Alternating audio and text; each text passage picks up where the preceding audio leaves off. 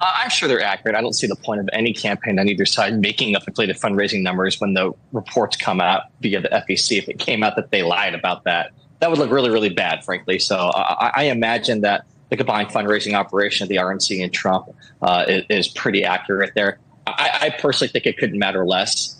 When you it doesn't matter how much money you have. It matters what you're spending it on, how you're using it, how you're deploying it. And when it comes to campaigns and elections, money needs to be spent on voter contact, needs to be spent on building your operation from the ground up. We have seen up to this point a disproportionate amount of the money raised by the Republican Party spent, frankly, on Donald Trump's legal bills. That's money not being spent on party building. It's not being spent on grassroots. It's not being spent on voter contact. And so if people want to keep cutting checks to Donald Trump so he can pay his legal fees as a Democrat, that's fine with me. Keep doing that because it's not going to what you think it's going to. Now, Carrie, to this point of the money going where the money is going, does it even matter? Look at this last poll. 44.7%, Joe Biden, 45.5%. Donald Trump is up. It is a narrow, narrow margin. And Carrie, I know that you and Kurt and I are all on the same page that we have to take poll numbers with a grain of salt. But does it even matter where he's putting this money if this race is already this close?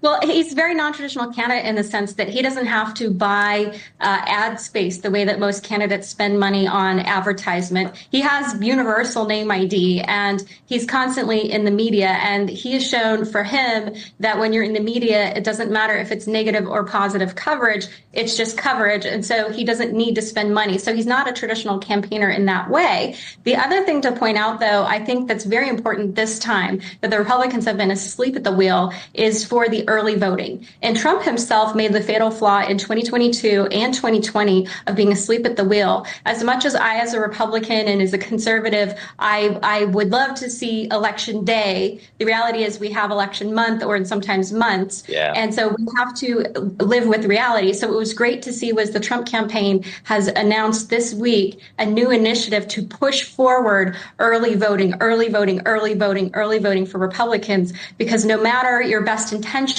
they found in Pennsylvania, for example, about 10% of Republicans who wanted to show up on election day just couldn't due to weather. The baby gets sick, the car doesn't start. So you're already starting with a significant deficit, and you're not going to make it up on election day. Now, Kurt, before we wrap up here, I want to get your take on Kamala Harris. She is out campaigning right here. We don't have a VP pick for Donald Trump yet. I don't know if that helps or hurts at the moment, but do you think that Kamala Harris is going to be able to shore up voters for the Biden-Harris ticket?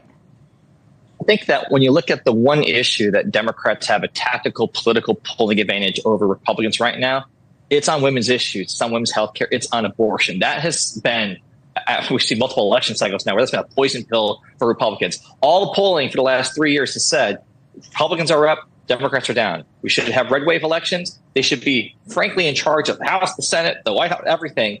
And yet, time after time, they have come up short because of the issue of abortion, how it motivates, how it animates voters.